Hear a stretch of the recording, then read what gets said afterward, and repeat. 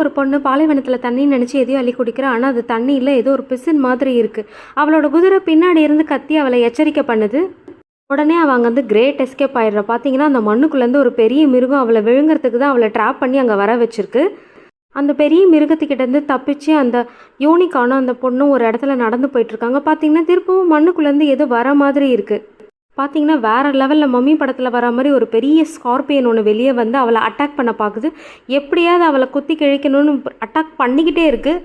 பொண்ணுக்காக அந்த குதிரையை அந்த ஸ்கார்பியன் கிட்ட ஃபைட் பண்ணுது. பட் ஆனால் குதிரையை அட்டாக் பண்ணி அது கீழே தள்ளிடுது. இதனால் கோவமான அந்த பொண்ணு அந்த ஸ்கார்பியனோட உடம்புலேருந்தே ஒரு ஓடை எடுத்து ஓடி வந்து அந்த ஸ்கார்பியனை நச்சுன்னு அடித்து நல்லா ஸ்கார்பியனை ஒரேடியாகவே காலி பண்ணிடுறான் அந்த பொண்ணு.